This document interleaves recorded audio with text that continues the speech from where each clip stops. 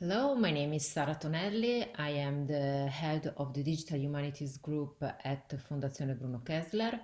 And today I will present our work on complexity analysis and simplification of text in the administrative domain.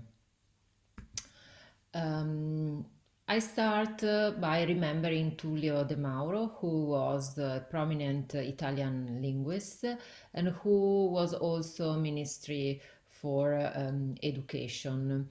And he worked rather intensively to study language of the public administration. And also from a practical point of view, for example, he developed a vocabulary of basic Italian and also guidelines for civil servants to write clear documents for the public. So the intuitions behind his work are to me very relevant. So he understood that language can be seen as a means for democratization, and that if it's too difficult, if it's not readable, it can be used to exclude the citizens from democratic life. And so language is also an expression of power. That's why I think that doing research on the language of public administration and on complexity is not only interesting from a research point of view, but has also an important societal impact. From this perspective, we worked at the Simpatico project. It was a European H2020 project, and Simpatico is an acronym for simplifying the interaction with public administration through information technology for citizens and companies.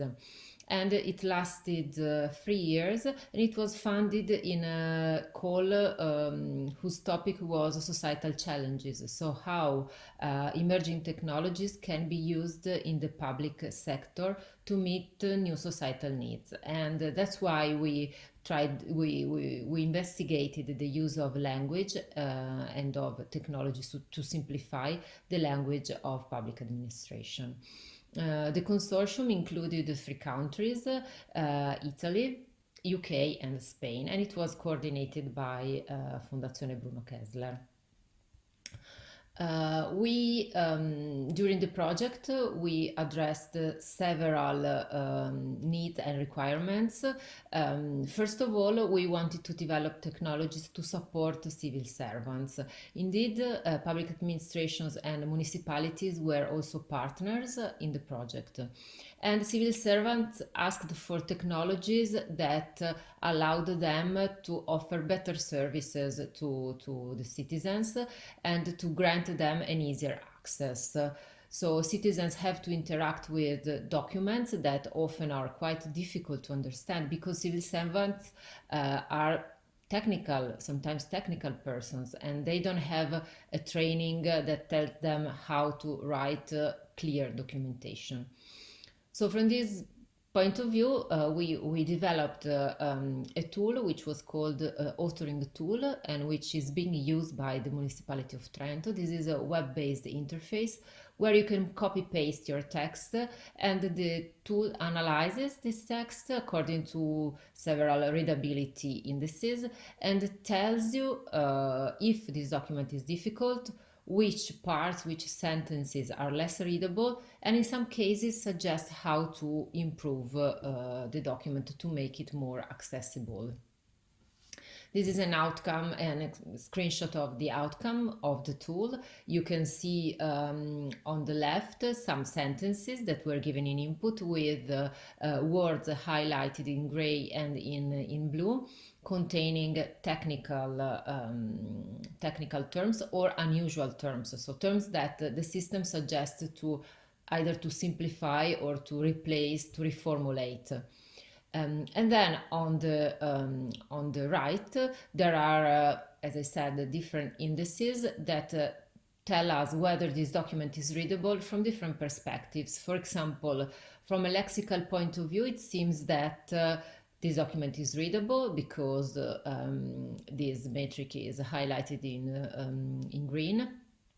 whereas the index analyzing the syntax tree of the sentences tells us that there are many subordinating clauses, and that in this case it should be simplified. This interactive analysis allows them civil servants to correct the documents, so that in the end they can have something that is readable and can be provided to the users or displayed on the municipality website. Other requirements that we wanted to target were citizens. So there are some parts of citizens, some groups that have hardly access to services because of the language barrier. An important group are migrants who would need support from cities, from municipalities, but who do not understand how to get it because the documentation can be very, very difficult. So we did some experiments targeting learners of Italian, who have another native language and who have a really low proficiency of Italian. So imagine migrants who just came to our country. And we provided a tool that identifies difficult terms in a document based on the native language of the user. So our assumption, which is based on past studies, is that if you have low proficiency in your second language, sometimes your native language interferes with the new language. And in this case, there are terms, false friends, that are very difficult and can be misleading to understand. Others that are cognates, so-called, that are similar in form and in meaning, and that help L2 learners to better understand the language, even if they don't know it very well. So I put here some examples. For example, library in English and libreria in Italian are similar in form, but libreria is a false friend for an English speaker because libreria is bookshop. So in this case, our system would identify libreria as a difficult term for an English native speaker. Below you find an example instead of cognates, so terms that are similar in form but also in meaning. For example, color, couleur, but also colore in Italian. They are easy to understand because they have very similar spelling and also the same meaning. So what we did was to develop again an application that users with different native languages can use, and they can get different outputs. This was tested with users with whose native language was English, Spanish, and French. You can give a text in input. This text is pre-processed. All the terms that are found in an Italian dictionary, also the corresponding form in French is selected. And then if just the surface form but not the meaning match, then the system detects this term as a false friend. If both the form and the meaning match, then it's a cognate, and then the system does not mark it as difficult for language learners. This part, so the distinction between terms that are similar in form but not in meaning and cognates, is done automatically using supervised approach, so an automatic algorithm. And we got actually rather good accuracy on this task. This is a possible outcome that you get. You can see two examples. We highlighted in bold terms that are not frequent in Italian, and that a standard complex word identification system would mark as difficult because they are not frequent. So it's a general purpose system. But instead we marked between brackets some other terms that our algorithm, adaptive algorithm, matches because they are recognized as false friend. For example, rend has a corresponds very similar term in English to rand, but the two terms are false friends, and that's why our system would highlight it. The same for attualmente, actually. The two are false friend, and also prendendo for Spanish, prender has a different meaning than prendere, to take in Italian. So these are examples of provided by our system. And this approach was actually integrated in the authoring tool that I presented before. In that case, you can give in input a sentence, select the mother language of the user, and see if inside the sentence that you give in input there are false friends for that mother language. And in that case, the system also suggests a possible replacement. For example, the sentence oggi vado in libreria con alcuni amici. Today I go to the bookstore with some friends. If you are an English native speaker, libreria is marked as difficult, and the system suggests to replace it with negozio di libri. Whereas if you are French native speaker, then no terms are particularly difficult. As I said, I developed this system was completely automated, and it was based on NLP techniques. There are some challenges that we had to face. So because we choose to use supervised approaches, which require large amounts of data to be trained. Supervised approaches means that you have to provide to your system a large amounts of annotated data. And from these examples, the system learns a model, so learns to reproduce the annotation that the system saw and that was provided by humans.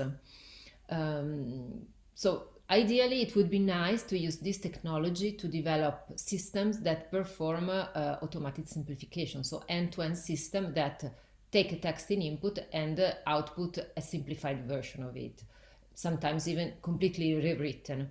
And this is technically possible, but this should be modeled and has been modeled as monolingual translation. So a system that translates from, for example, difficult Italian to simple Italian. In that case, thousands and thousands of parallel sentences with difficult and simplified version of the same sentence should be provided to the system.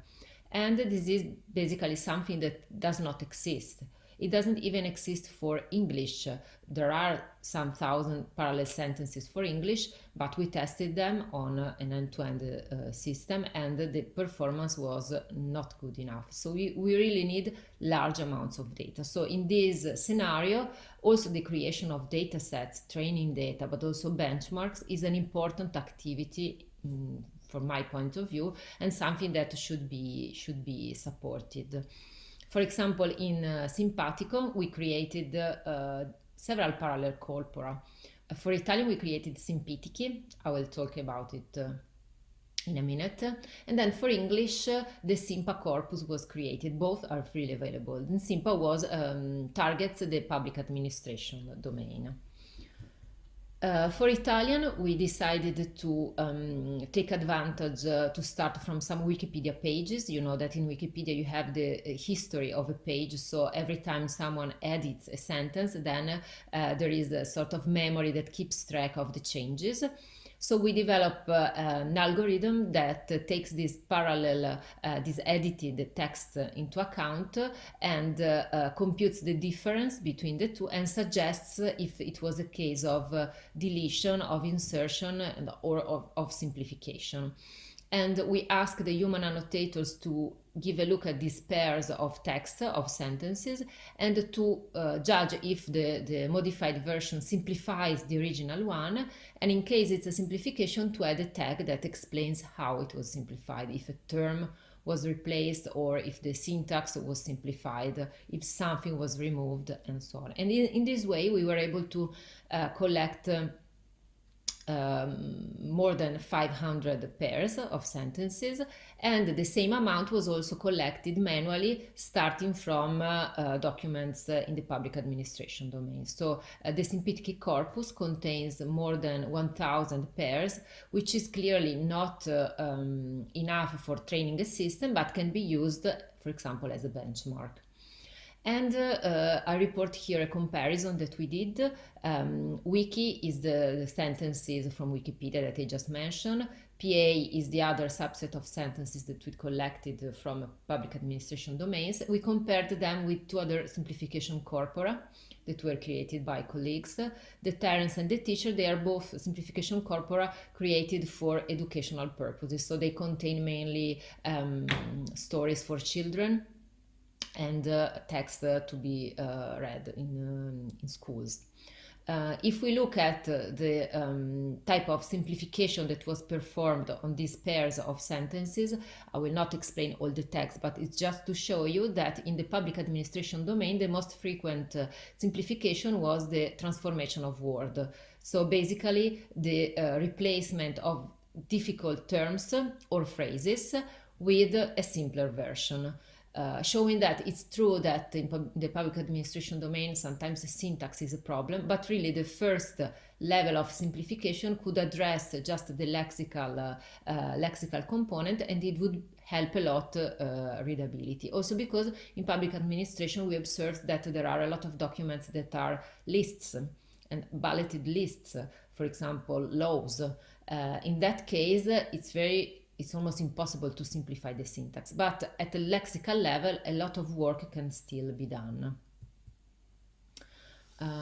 So I spoke about challenges for the natural language processing community. There are, of course, also challenges for the public administration who would like to include this kind of technology in their workflows.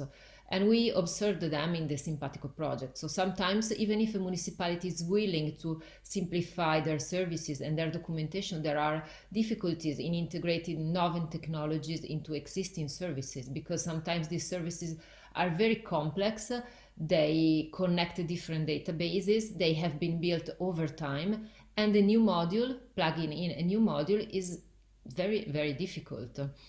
And another problem that we had is that if you want to evaluate if your technologies work, you need evaluations with real users. But in those cases, typically citizens have access to services using their login accounts. Sometimes they insert their personal accounts. They have connected to their profile information about their family, their income. So it's not trivial to test and evaluate these systems in a real scenario without having privacy issues. And then it's also challenging to find the correct services to be simplified. For example, there are some domains, some sectors that are very technical, but where also the users are technical people. For example, building permit. There you have professionals who access the public administration services and who have also linguistic knowledge to understand this kind of documentation. So probably those services don't need to be simplified from a textual point of view. Instead, the services that target younger families or elderlies or migrants, in that case, it might be that some help is needed. So also the selection of the services is something that we have to take care of. With these remarks, I would like to conclude my talk. Thank you very much for the invitation, and enjoy the rest of the workshop. Thank you.